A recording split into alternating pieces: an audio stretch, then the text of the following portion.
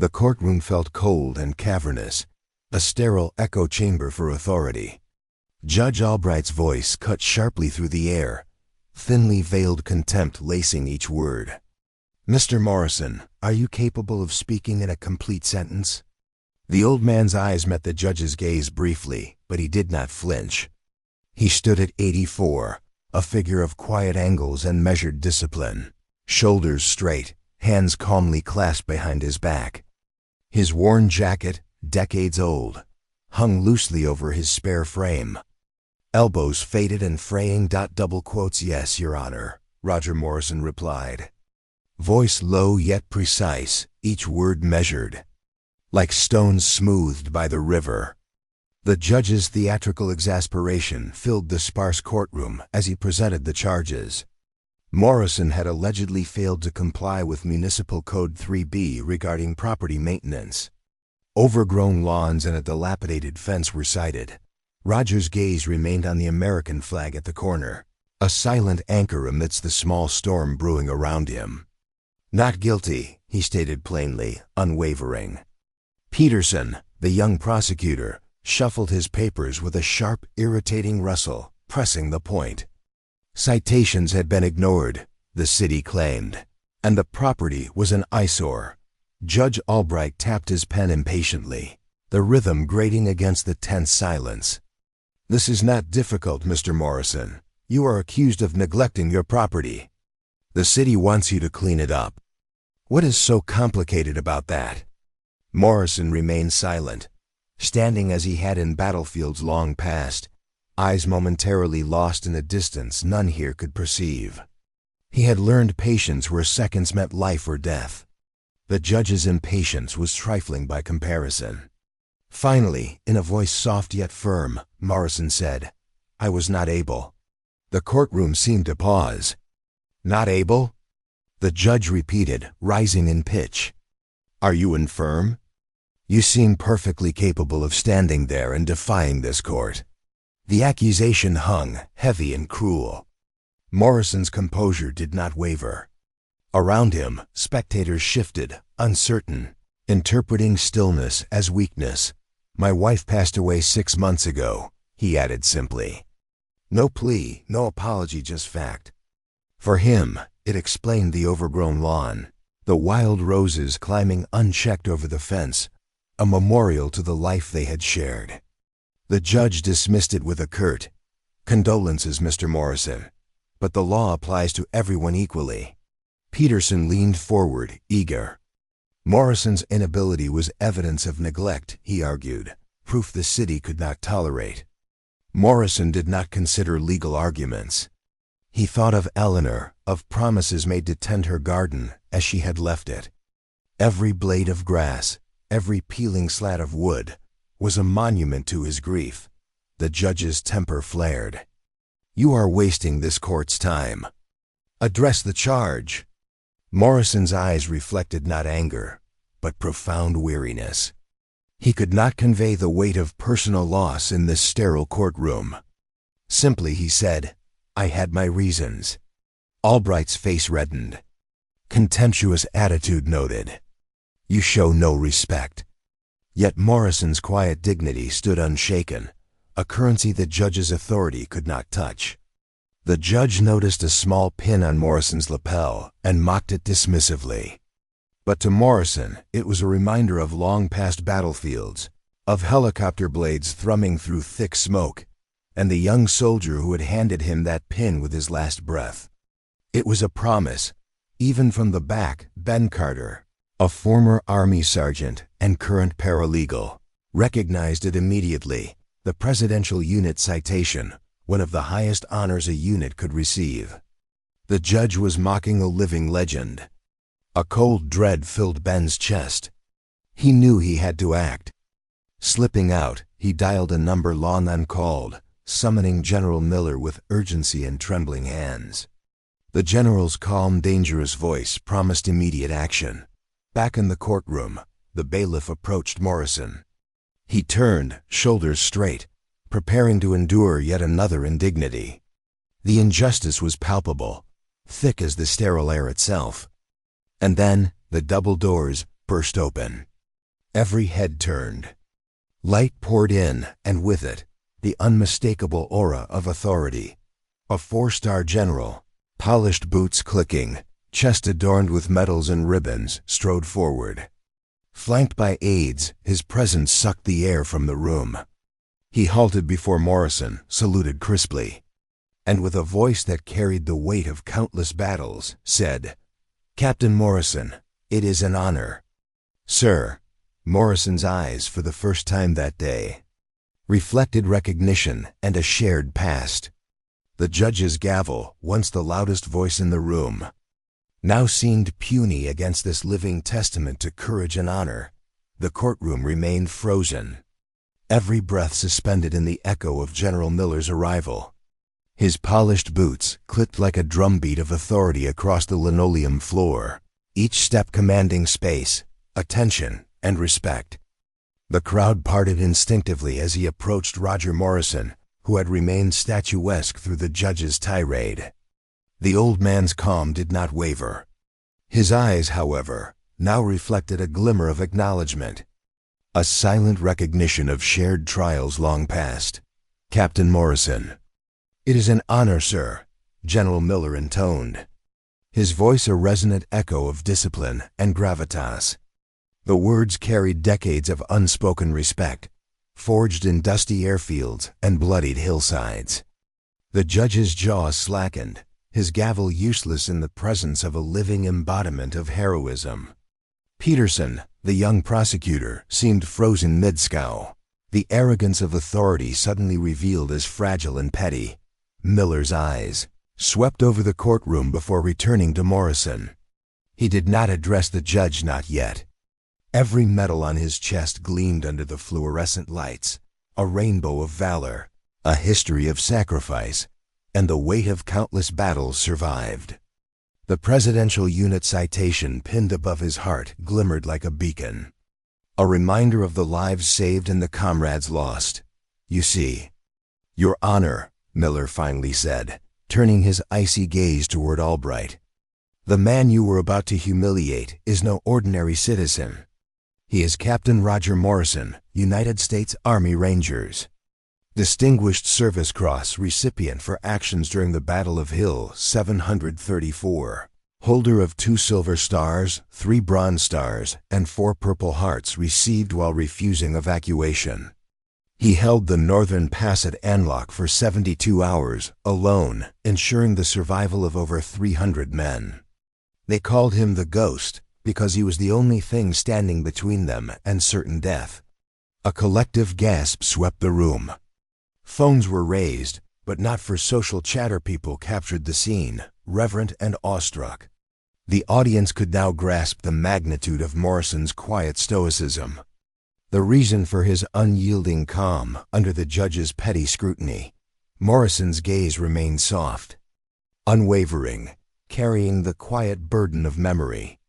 Each medal, each scar, each story of survival was embedded in the posture, in the silence, and in the worn pin on his jacket, the last tangible link to fallen comrades. He had worn it not for himself, but for the 17 men who had died beside him, and for the countless others he had protected in that forgotten corner of war. Judge Albright finally found his voice, a trembling rasp filled with indignation. "General, this is a court of law." "Your presence here," Miller interrupted, calm but slicing through the tension like a blade. "This is a courtroom, yes, but it is also a place of human judgment. Your Honor, Captain Morrison's life is testimony to courage, honor, and sacrifice beyond comprehension. You may lecture him on property codes, but he has already stood before enemies far more terrifying than you." And he never faltered. The general stepped closer, placing himself subtly between Morrison and the judge, a human shield of respect and authority. His stare pinned Albright to his bench. "And that pin on his lapel, the Presidential Unit Citation, you mocked it. That citation was earned through extraordinary heroism. Captain Morrison is the last surviving member of his company. He wears it for his fallen comrades, whose names he can still recite from memory. Silence engulfed the courtroom, suffocating in its intensity. Peterson's face drained of color. The audience shifted, understanding the magnitude of the misjudgment.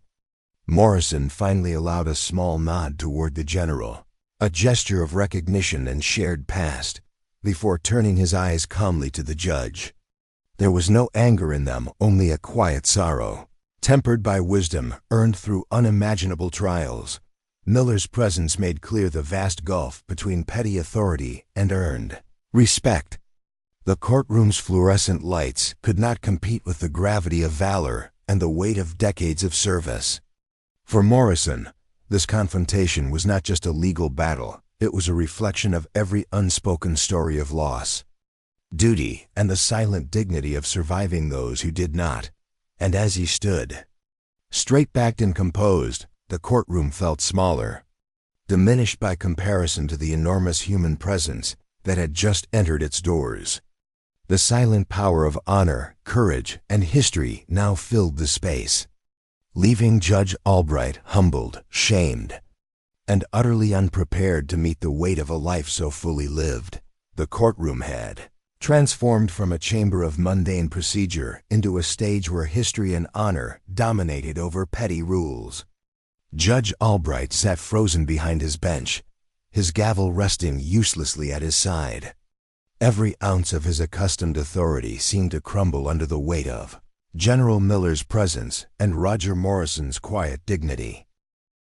The general's gaze never wavered from Morrison, yet its intensity spoke volumes to everyone else in the room. Spectators shifted, leaning forward instinctively, sensing the monumental gravity of the moment. The old soldier's calm composure, so ordinary in posture yet extraordinary in significance, radiated an aura of discipline and life experience that few could comprehend. "You sit there," General Miller said slowly, "demanding respect for your robe and gavel, while the man before you earned the eternal respect of his nation with courage, character, and blood." His voice was deliberate, measured, yet it carried the low, resonant authority of command. Each word seemed to physically press down on the courtroom, reshaping the perception of power. Roger Morrison remained silent, his eyes softened, not with defiance, but with the sorrow of someone who had witnessed far more suffering than could ever fit in a courtroom. Memories flickered across his mind, the shrieking whine of helicopters above a smoke-choked battlefield, the young faces of fallen soldiers pressed against the red earth, and the small, trembling hand of Corporal Jensen offering the blue pin. A final plea for remembrance. Judge Albright's face had gone purple with embarrassment and rage. He attempted to regain control, pointing a shaking finger at Morrison. "This courtroom, this court." General Miller cut him off with a single step forward, narrowing the space between them. "This courtroom is a place where judgment should be measured by more than the neat lines of code and ordinances. Captain Morrison's life is a testament to the kind of respect, courage, and sacrifice you will never understand. He protected hundreds with nothing but his wits, his discipline, and his heart." The audience's energy shifted palpably. Phones rose to capture the unfolding scene, not for gossip or viral fame, but to witness history itself, a veteran's honor vindicated before the very institution that sought to diminish him.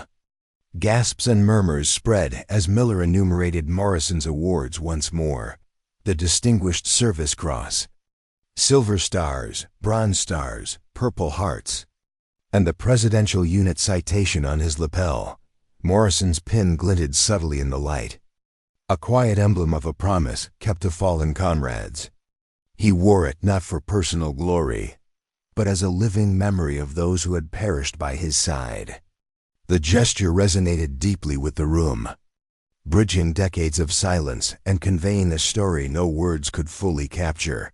Judge Albright opened his mouth again, seeking to assert control, but words failed him. His gavel, once a symbol of power, now felt absurd and impotent. Even Peterson, the prosecutor, looked at the floor, realizing that the ritual of legal procedure paled against the magnitude of lived heroism. General Miller stepped fully into the aisle, positioning himself between Morrison and the judge, a shield of respect, authority, and honor. His eyes softened only slightly as he addressed the courtroom, his voice filling every corner. The man before you has stood in places you cannot imagine. He has held passes, saved lives, and faced death with nothing but courage. And yet, you seek to humiliate him for failing to trim grass and paint fences? The courtroom fell into a reverent silence. The judge slumped slightly in his chair, stripped of his assumed grandeur. Morrison finally spoke, his voice cutting gently through the tension. Sometimes the quietest people carry the heaviest things. You just have to be willing to listen for what isn't being said. The weight of those words settled over the room. They carried the echo of a battlefield, the memory of comrades lost, and the dignity of a life lived in honor. Albright could only stare, humbled, realizing the magnitude of his misjudgment, while the audience absorbed the lessons of respect, sacrifice, and true valor. The courtroom's atmosphere had shifted entirely. The petty indignities of ordinances and overgrown lawns were swept aside by the undeniable weight of lived heroism. Judge Albright's authority, once absolute in these walls, now seemed trivial. A fragile shell of formality, crushed under the gravity of decades of courage and sacrifice. Roger Morrison stood motionless, pin glinting in the harsh fluorescent light, eyes calm yet distant. The old man's posture spoke volumes, rigid, disciplined, and unyielding. Every muscle held a story of endurance, every line on his face a map of battles survived. The audience could feel it instinctively, an unspoken respect growing like a tide sweeping through the room. General Miller remained a steadfast presence at Morrison's side, his polished boots marking each step with authority. He had become both protector and herald, a bridge between a lifetime of valor and the small confining space of the courtroom. "This man, Captain Roger Morrison," Miller said, his voice echoing, "has stood in places where death and chaos were constant companions. And now you lecture him on compliance?" The judge, flustered and overwhelmed, attempted to regain composure. His gavel tapped weakly on the bench, a sound that once commanded silence, now only a feeble echo against the reverence filling the room. Peterson's face had gone pale. Even he understood the magnitude of what had just been revealed. The audience, initially quiet observers of a mundane municipal case, now shifted in their seats. Phones were lifted not to share memes or social media commentary, but to bear witness to a moment of profound historical and human significance. Whispers of awe and respect circulated, punctuated by the sound of cameras capturing faces of honor and humility. Morrison's thoughts drifted back to the battlefields he had left behind, to the comrades whose voices still haunted the edges of memory. Every medal he bore, every scar he carried, was a silent testament to their sacrifice. The blue pin on his lapel, previously dismissed by Albright, now radiated meaning. It was a symbol of loyalty, courage, and the weight of promises kept to the fallen. Albright's hands shook slightly as he struggled to assert control. "This courtroom, my authority," Miller cut him off, calm but resolute. "Respect is not demanded, Your Honor, it is earned. And Captain Morrison has earned it, every ounce, with actions that far outweigh the trivialities of municipal code. His service saved lives. His courage shaped history. This courtroom now bears witness to that truth." A hush fell over the room. The audience sensed the old soldier's stoicism, the general's protective authority, and the judge's helplessness in a new light. It was a collective realization that true respect transcended robes, gavels, and bureaucratic procedure. The bailiff, once hesitant, now stepped forward cautiously. "Sir, I have to."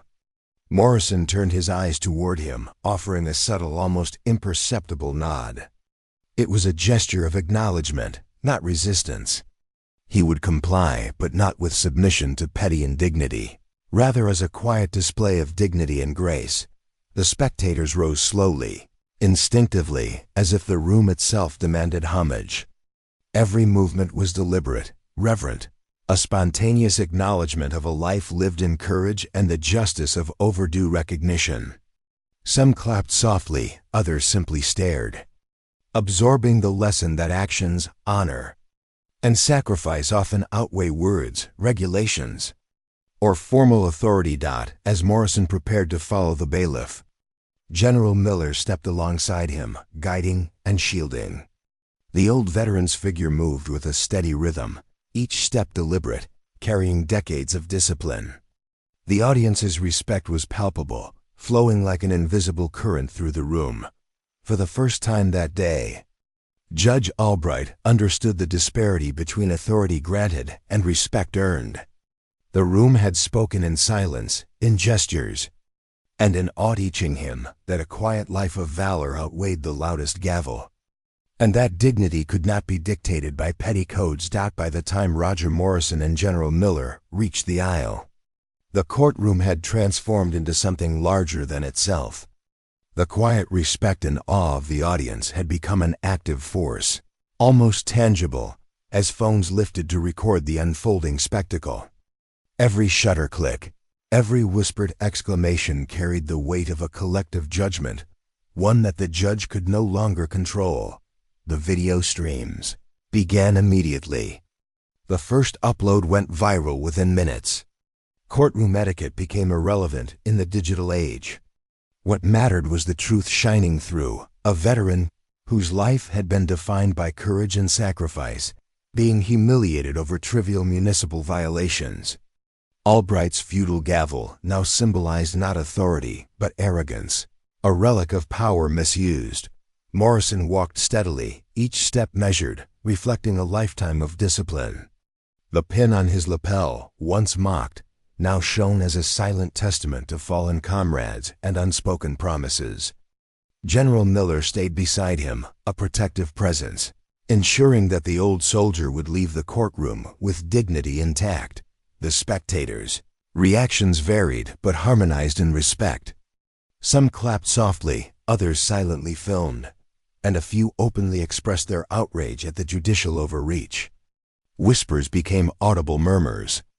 "This is unbelievable. He's a hero, and they're treating him like a criminal." A murmur of affirmation rolled through the room as more cameras turned toward the judge.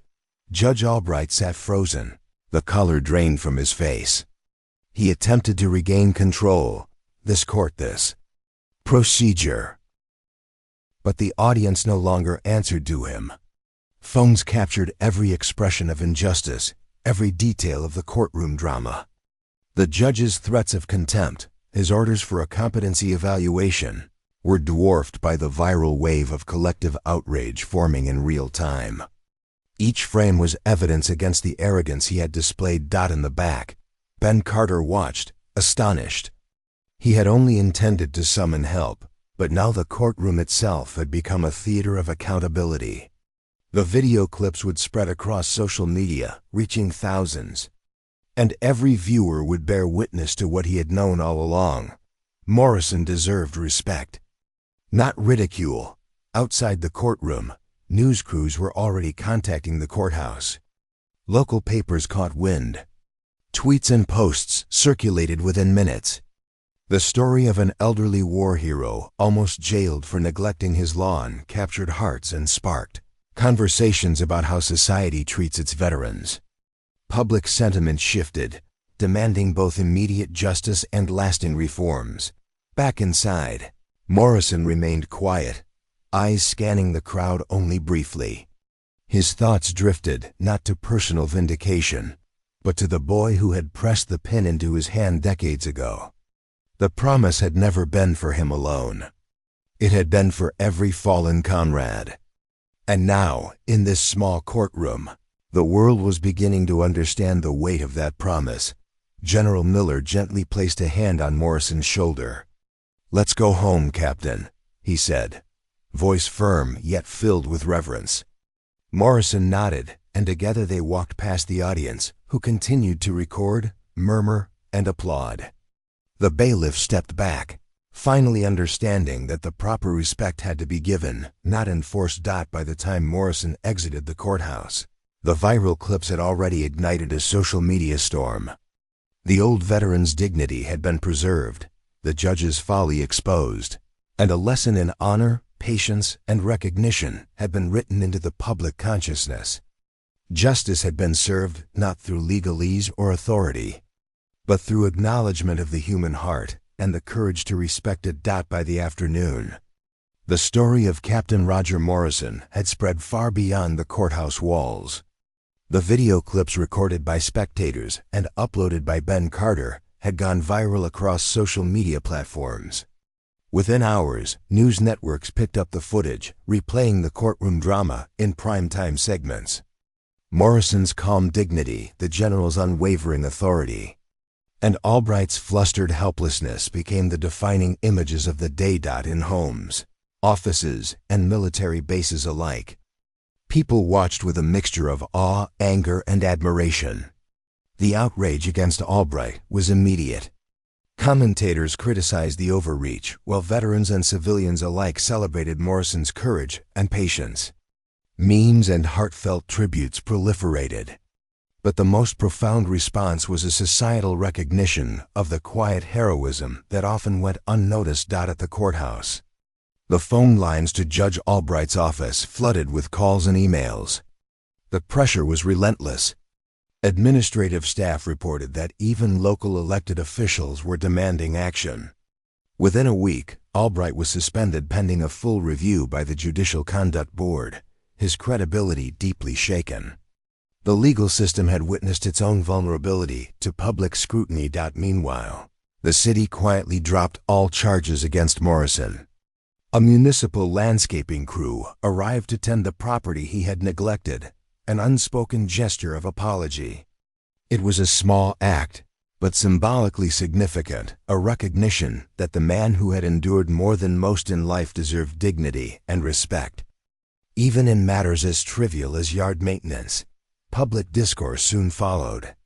Veterans groups and civic organizations praised Morrison's composure, while state legislators introduced initiatives for sensitivity and awareness, training for court officials dealing with combat veterans. The program was quickly nicknamed the Morrison Mandate, a policy designed to prevent the humiliation of those who had served with honor. Morrison himself remained remarkably quiet amidst the public attention. He preferred the solace of routine, of small moments over grandeur. Yet, the acknowledgement of his service, amplified by General Miller's intervention and the audience's reverent response, had brought the recognition he deserved. For Morrison, the victory was not personal, it was for every fallen comrade, whose sacrifice might otherwise be forgotten. At local cafes and gathering spots, citizens spoke of the courtroom incident with reverence. Conversations reflected a newfound understanding that courage, discipline, and honor often manifest in quiet ways, and that society's duty was to honor such contributions appropriately. Morrison's story became a touchstone for discussions about respect, duty, and historical memory. Back at home, he finally allowed himself a quiet sigh. Looking out over the yard that had become a memorial to his late wife and the passage of time, the wild roses climbed freely, untamed yet beautiful, much like the life he had led. The public vindication did not erase his grief, but it underscored the truth he had always known. Dignity and valor transcend trivial judgment, and even the quietest men can leave the loudest impressions on history. Weeks after the courtroom drama, the echoes of Roger Morrison's ordeal still resonated across the city. The viral videos had settled into the public consciousness, the story told and retold in social media feeds, news segments, and personal conversations alike. Yet Morrison himself preferred the quiet anonymity, reflection, and the slow cadence of everyday life. It was in this calm that Judge Albright, now stripped of immediate authority and humbled by the public response, found the courage to approach the man he had once sought to humiliate. The small coffee shop on the edge of town was an unassuming place, far from the sterile halls of the courthouse. Morrison sat at a table by the window, a cup of black coffee warming his hands. Eyes scanning the street outside with practiced patience, Albright hesitated at the entrance, uncertain, almost unrecognizable in his civilian attire. The weight of shame pressed down on him, his usual arrogance replaced by awkward humility. He stepped closer, clearing his throat, and spoke softly. "Mr. Morrison." His voice trembled, betraying the seriousness of his intent. Morrison's gaze lifted slowly, eyes meeting the former judge's.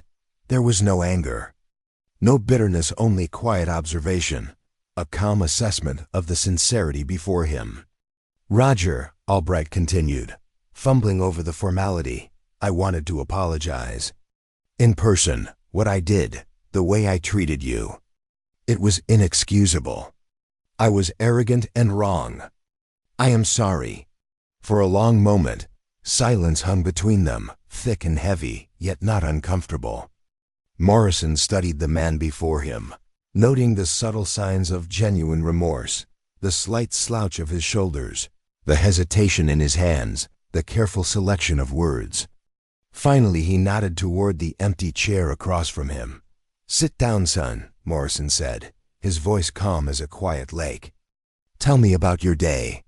Albright exhaled, the tension in his frame slowly easing as he lowered himself into the chair. There was no lecture, no defensiveness, only the beginning of understanding. For the first time, he was in the presence of someone whose life had been shaped by forces far greater than municipal codes or courtroom decorum. Morrison sipped his coffee, glancing out the window again. He did not need to recount his accolades, medals, or battles. Albright already understood, on some deep level, the weight of experiences that words could scarcely capture. "Sometimes," Morrison said softly, turning back to the former judge, "the quietest people carry the heaviest things. You just have to be willing to listen for what isn't being said." Albright nodded, the humility etched into his expression. He had glimpsed a truth larger than himself, a lesson in respect that transcended law books and courtroom procedure. Here, in the warmth of a small coffee shop, he could finally acknowledge the human heart behind the uniform, behind the medals, behind the silence. Outside, life continued in its ordinary rhythm, oblivious to the quiet reconciliation happening within. Yet for those two men, the moment was monumental, a passing of understanding, a bridge between authority and valor, a recognition of what it meant to honor those who had carried burdens unimaginable to most. The apology was not theatrical, nor was it recorded or broadcast. It existed purely in the sincerity of human connection, in the acknowledgement of past mistakes, and in the shared respect between a veteran and a man humbled. And as the conversation drifted to lighter topics, the heavy cloud of the courtroom incident began to dissipate, replaced by the gentle affirmation of dignity restored. The city had not forgotten Captain Roger Morrison. Weeks after the courtroom incident and the viral videos, the public response continued to ripple outward. Social media feeds overflowed with tributes. Local newspapers ran feature stories. Veterans associations held small commemorative gatherings in his honor. Morrison's quiet heroism had become a symbol, not of spectacle, but of enduring courage and steadfast dignity. In the center of a small town square, a spontaneous gathering formed. People of all ages and backgrounds assembled, holding banners, flags, and handwritten notes. They were not there to celebrate drama or controversy. They were there to honor a life defined by selfless service. Children looked on, wide-eyed, as elderly veterans whispered names and stories, passing down lessons of courage. Morrison himself arrived modestly, dressed simply in his worn jacket, pin gleaming faintly against the fabric. He moved with the same disciplined grace that had carried him through decades of trials, head held high, shoulders straight. The crowd parted slightly, a natural deference forming around him. Applause rose spontaneously, not loud or theatrical, but sustained and heartfelt, filling the square with a shared acknowledgement of respect. General Miller walked beside him. proud but understated, allowing Morrison the space to engage naturally. Local dignitaries, journalists, and ordinary citizens alike recognized that the real honor belonged solely to the man in front of them, not to the titles, medals, or positions surrounding him. When Morrison addressed the crowd, his words were measured, quiet, yet resonant. "I do not stand here for myself," he said, voice carrying over the gathered people. "I stand for those who cannot, for those who gave everything and were never seen, whose courage was silent but unyielding. Remember them. Honor them." The crowd listened in rapt attention, understanding that true valor was not measured by applause or recognition, but by the quiet commitment to duty, to promises, and to human dignity. His message was simple yet profound: the weight of experience, the sacrifices made in silence, and the dignity carried through hardship deserved acknowledgement, not for glory, but for truth. In the aftermath, Morrison returned to his daily routine, tending his garden, sitting quietly with a cup of coffee, and walking the streets he had always known. But the legacy of that courtroom incident, and the viral affirmation of his honor, endured.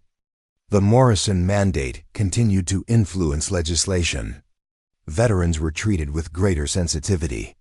Courts began to acknowledge the human dimension behind legal procedures.